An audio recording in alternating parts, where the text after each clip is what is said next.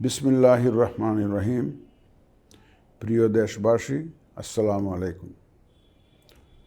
মহান সৃষ্টিকর্তার কাছে শুকরিয়া, তিনি বহু প্রতীক্ষিত ত্রয়োদশ জাতীয় সংসদ নির্বাচন এবং জুলাই জাতীয় সনদ সংবিধান সংস্কার বাস্তবায়ন আদেশ 2025 এর উপর অনুষ্ঠিতব্য গণভোটের তফসিল নিয়ে আপনাদের সামনে হাজির হওয়ার সুযোগ দিয়েছেন।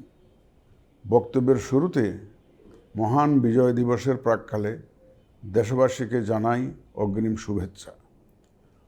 মহান মুক্তিযুদ্ধে শহীদদের প্রতি জানাচ্ছি বিনম্র শ্রদ্ধা এবং তাদের আত্মার মাগফিরাত কামনা করছি। একই সাথে জুলাই আগস্ট 2024-এর ছাত্র গণ অভ্যুত্থানে শহীদদের স্মৃতির প্রতি জানাচ্ছি আমার শ্রদ্ধা এবং তাদের আত্মার শান্তির জন্য দোয়া করছি। মহান মুক্তিযুদ্ধ থেকে শুরু করে 2024-এর ছাত্র গণ অভ্যুত্থান পর্যন্ত সার্বভৌমত্ব এবং গণতন্ত্র প্রতিষ্ঠা ও রক্ষার সকল আন্দোলনে যারা আহত, নির্যাতিত ও ক্ষতিগ্রস্ত হয়েছেন তাদের প্রতি জানাই আমার আন্তরিক সমবেদনা। আহতদের দ্রুত আরোগ্য এবং স্বাভাবিক জীবনের জন্য প্রার্থনা করছি। প্রিয় দেশবাসী, জাতি হিসেবে আমাদের অমোঘ শক্তি হচ্ছে স্বাধীনতা, সার্বভৌমত্ব ও গণতন্ত্রের জন্য আমাদের ভালোবাসা ও আত্মত্যাগ। জাতির প্রত্যাশাকে ধারণ করে আমাদের সংবিধান রাষ্ট্রের উপর জনগণের একচ্ছত্র মালিকানা নিশ্চিত করেছে। জনগণের প্রতিনিধিত্বশীল মালিকানা প্রতিষ্ঠার একমাত্র পথ হচ্ছে নির্বাচন।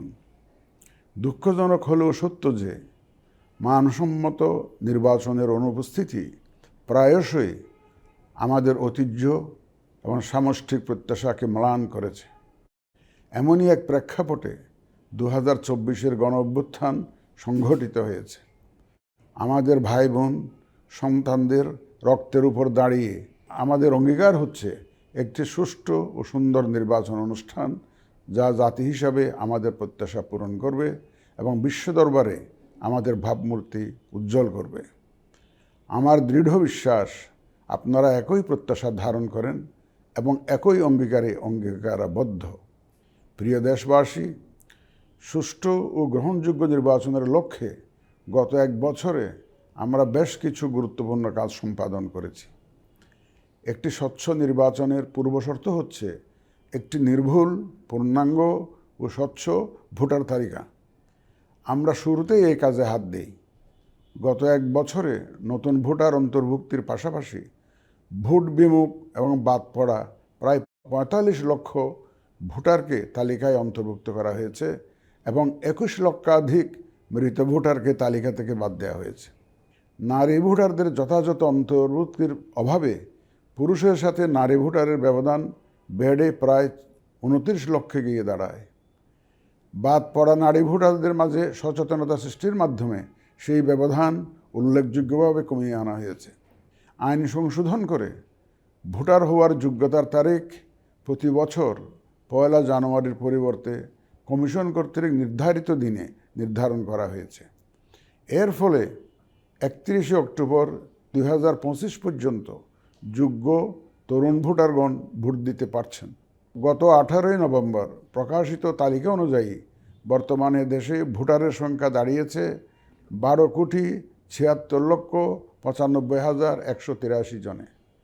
এর মধ্যে পুরুষ ভোটারের সংখ্যা 6,48,14,907 জন এবং নারী ভোটারের সংখ্যা 6,28,79,042 জন।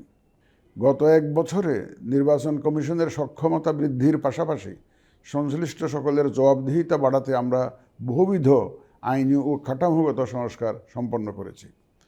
গণপ্রতিনিধিত্ব আদেশ এবং রাজনৈতিক দল ও প্রার্থীদের আচরণবিধিতে যথাযথ পরিবর্তন, সংশোধন ও পরিমার্জন করা হয়েছে। নির্বাচন ব্যবস্থা সংস্কার কমিশনের বিভিন্ন সুপারিশের পাশাপাশি নির্বাচন কমিশনের নিজস্ব মূল্যায়ন ও অংশীজনের পরামর্শের ভিত্তিতে এসব সংস্কার করা হয়েছে। এই উদ্যোগ সফলভাবে সম্পন্ন করতে সহযোগিতার জন্য আমি অন্তর্বর্তীকালীন সরকার, নির্বাচন ব্যবস্থা সংস্কার কমিশন ও জাতীয় ঐকমত্য কমিশন সহ সকল অংশীজনদের জানাই আমার কৃতজ্ঞতা। প্রিয় দেশবাসী, বিভিন্ন কারণে এবারের নির্বাচন আমাদের জাতির ইতিহাসে অনন্য ও গুরুত্বপূর্ণ। প্রথমত, প্রকৃত গণতান্ত্রিক ধারা পুনঃপ্রতিষ্ঠার পাশাপাশি কাঙ্ক্ষিত সংস্কার প্রশ্নে সিদ্ধান্তের নির্বাচন এটি। এবার জাতীয় সংসদ নির্বাচন ও গণভোট একই দিনে অনুষ্ঠিত হবে, যা একটি নতুন অভিজ্ঞতা। দ্বিতীয়ত, সংশ্লিষ্ট সকল রাষ্ট্রীয় ও গণতান্ত্রিক প্রতিষ্ঠানের জন্য এই নির্বাচন হচ্ছে সক্ষমতা প্রমাণ করে ভাবমূর্তি পুনরুদ্ধারের অনন্য সুযোগ। তৃতীয়ত, দীর্ঘ গণতান্ত্রিক আন্দোলন সংগ্রামের পর দেশের স্বার্থে রাজনৈতিক দলসমূহের মাঝে সৌহার্দ্যপূর্ণ গণতান্ত্রিক প্রতিযোগিতার ধারা প্রবর্তনের দাবি রাখে এই নির্বাচন। চতুর্থত, প্রায় অকার্যকর পোস্টাল ভোট ব্যবস্থাকে পরিমার্জন করে এই নির্বাচনে একটি কার্যকরী রূপ দেয়া হচ্ছে। বিশেষ করে বাংলাদেশের অন্যতম চালিকা শক্তি আমাদের রেমিটেন্স যোদ্ধা তথা প্রবাসী বাংলাদেশি ভোটারদের প্রথমবারের মতো ভোটের আওতায় আনা হচ্ছে। একইভাবে প্রথমবারের মতো ভোটের আওতায় আসছেন আইনি হেফাজতে থাকা ভোটারগণ। এছাড়াও নিজ নির্বাচনী এলাকার বাইরে কর্মরত সরকারি কর্মচারী এবং নির্বাচন অনুষ্ঠানের সাথে সম্পৃক্ত ব্যক্তিগণ পোস্টাল ব্যালটের মাধ্যমে এবার ভোট দেবেন। প্রিয় ভোটারবৃন্দ, ভোট আপনার শুধু নাগরিক অধিকারই নয়, বরং পবিত্র আমানত ও দায়িত্ব। এই দায়িত্ব সচেতনভাবে আপনারা পালন করবেন, এ আমার বিশ্বাস। যে কোনো ভয়ভীতি, প্রলোভন, প্রবঞ্চনা এবং সীমাবদ্ধতার ঊর্ধ্বে উঠে নিঃসংকোচে আপনাদের ভোটাধিকার প্রয়োগ করুন। আপনাদের নিরাপদ ও উৎসবমুখর অংশগ্রহণ নিশ্চিতকল্পে সংশ্লিষ্ট সকল প্রতিষ্ঠান ও বাহিনী কাজ করবে। ধর্ম, গোত্র, গোষ্ঠী, লিঙ্গ নির্বিশেষে সকলে এই আনন্দ আয়োজনে অংশগ্রহণ করুন। পরিবারের প্রতিবন্ধী, বয়স্ক ও সন্তান সম্ভবা মা সহ সকলকে নিয়ে ভোট দিতে আসুন। আমি আশা করি আপনাদের স্বতঃস্ফূর্ত অংশগ্রহণের মাধ্যমে ভোটের অনুষ্ঠান উৎসবে রূপ নেবে। প্রবাসে বসবাসরত প্রিয় ভোটারগণ, প্রবাস থেকে ভোটদানের জন্য নিবন্ধন কার্যক্রম গত 18 নভেম্বর থেকে চলমান আছে। আগামী 25শে ডিসেম্বর পর্যন্ত পোস্টাল ভোট বিডি অ্যাপের মাধ্যমে পৃথিবীর যে কোনো স্থান থেকে ভোটদানের জন্য আপনারা নিবন্ধন করতে পারবেন। আপনারা এই সুযোগ গ্রহণ করে ভোটে অংশ নিন, দেশ গঠনে আপনাদের অধিকার বুঝে নিন। প্রবাসী ভোটারগণ ছাড়াও দেশের ভিতরের 3 ধরনের ভোটার পোস্টাল ব্যালটে ভোট দিতে পারবেন, যা ইতিমধ্যে উল্লেখ করেছি। প্রবাসী ভোটারগণের পাশাপাশি এই 3 ধরনের ভোটারগণ আগামীকাল থেকে শুরু করে আগামী 25শে ডিসেম্বর 2025 পর্যন্ত পোস্টাল ভোট বিডি অ্যাপের মাধ্যমে এবং নির্ধারিত পদ্ধতিতে পোস্টাল ভোটের জন্য নিবন্ধন করতে পারবেন। ব্যক্তি ভোটার ও প্রতিষ্ঠানসমূহের প্রতি আমার আহ্বান, আসুন আমরা আমাদের ভোটাধিকার নিশ্চিত করি এবং ভোটে অংশ নেই।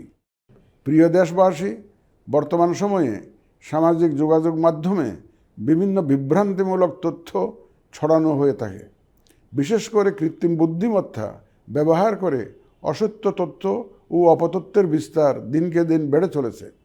প্রতিপক্ষ দল ও প্রার্থীকে হেয় করার পাশাপাশি নারীদের প্রতি বিদ্বেষমূলক প্রচারণা আমাদের ঐতিহ্যকে ক্ষুণ্ণ করে এবং নির্বাচনকে কলুষিত করে। দেশের প্রচলিত আইন অনুযায়ী এসব রোধে প্রয়োজনীয় ব্যবস্থা গ্রহণ করা হবে।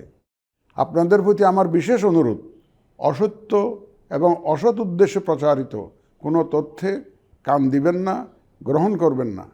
মনে রাখবেন, অসত্য তথ্য শেয়ার করাও শাস্তিযোগ্য অপরাধ। আমি এবার নির্বাচনে অংশগ্রহণে ইচ্ছুক প্রার্থী এবং দলসমূহের প্রতি 2-1টি কথা বলতে চাই। আসুন আমরা আচরণবিধি মেনে একটি শান্তিপূর্ণ ও উৎসবমুখর নির্বাচন নিশ্চিত করি। শান্তিপূর্ণ সহাবস্থান এবং পারস্পরিক শ্রদ্ধা নিশ্চিত করে ভোটারদের বিশ্বাস ও আস্থা অর্জনই হোক আপনাদের লক্ষ্য। নির্বাচনে দায়িত্ব পালনকারী প্রিয় সহকর্মীবৃন্দ, নির্বাচন কমিশন স্বচ্ছতা, নিরপেক্ষতা এবং দৃঢ়তার সাথে দায়িত্ব পালনে বদ্ধপরিকর। কমিশনের অংশ হিসাবে আপনারা নির্ভয়ে সততা ও নিরপেক্ষতার সাথে দায়িত্ব পালন করবেন। মনে রাখবেন, এ ব্যাপারে কোনো শিথিলতা বা গাফিলতি সহ্য করা হবে না। একটি সুন্দর ও গ্রহণযোগ্য নির্বাচন অনুষ্ঠানে সংবাদ মাধ্যম ও পর্যবেক্ষক সংস্থার সহকর্মীদের ভূমিকা অপরিসীম। আপনারা স্বাধীনভাবে সর্বোচ্চ পেশাদারিত্ব, নিরপেক্ষতা ও বস্তুনিষ্ঠতার সাথে আপনাদের দায়িত্ব পালন করবেন, এটিই আমাদের প্রত্যাশা। প্রিয় দেশবাসী, আমি এই পর্যায়ে নির্বাচনী তফসিল তথা নির্বাচন সংক্রান্ত সময়সূচি ঘোষণা করছি। আগামী 2026 সালের ফেব্রুয়ারি মাসের 12 তারিখ রোজ বৃহস্পতিবার 300 আসনে ত্রয়োদশ জাতীয় সংসদ সাধারণ নির্বাচন এবং একই সাথে জুলাই জাতীয় সনদ সংবিধান সংস্কার বাস্তবায়ন আদেশ 2025-এর উপর গণভোট অনুষ্ঠিত হবে। ত্রয়োদশ জাতীয় সংসদ নির্বাচনের জন্য মনোনয়নপত্র দাখিলের শেষ তারিখ আগামী 29 ডিসেম্বর 2025 রোজ সোমবার। মনোনয়নপত্র বাছাই হবে আগামী 30 ডিসেম্বর 2025 রোজ মঙ্গলবার হতে 4 জানুয়ারি 2026 রোজ রবিবার পর্যন্ত। রিটার্নিং অফিসারের আদেশের বিরুদ্ধে কমিশনে আপিল দায়েরের শেষ তারিখ 11 জানুয়ারি 2026 রোজ রবিবার। কমিশনে দায়েরকৃত আপিল নিষ্পত্তির তারিখ 12 জানুয়ারি 2026 রোজ সোমবার থেকে 18 জানুয়ারি 2026 রোজ রবিবার পর্যন্ত। প্রার্থিতা প্রত্যাহারের শেষ তারিখ 20 জানুয়ারি 2026 রোজ মঙ্গলবার। রিটার্নিং অফিসার কর্তৃক চূড়ান্ত প্রার্থী তালিকা প্রকাশ ও প্রতীক বরাদ্দ 21 জানুয়ারি 2026 তারিখ রোজ বুধবার। নির্বাচনী প্রচারণা চলবে 22 জানুয়ারি 2026 রোজ বৃহস্পতিবার হতে ভোট গ্রহণ শুরুর 48 ঘন্টা আগ পর্যন্ত তথা আগামী 10 ফেব্রুয়ারি 2026 রোজ মঙ্গলবার সকাল 7:30 পর্যন্ত। ভোট গ্রহণ হবে 2026 সালের ফেব্রুয়ারি মাসের 12 তারিখ রোজ বৃহস্পতিবার। নির্বাচন প্রক্রিয়ায় সকল রাজনৈতিক দল ও প্রতিদ্বন্দ্বী প্রার্থী সহ ভোটারদের আন্তরিক অংশগ্রহণ ও সক্রিয় সহযোগিতা কামনা করছি। সকলের প্রতি আমার আহ্বান, আসন্ন ত্রয়োদশ জাতীয় সংসদ নির্বাচন ও গণভোট সফল করে আমাদের গণতান্ত্রিক অগ্রযাত্রায় ঐতিহাসিক ভূমিকা রাখুন। মহান আল্লাহ আমাদের সহায় হন।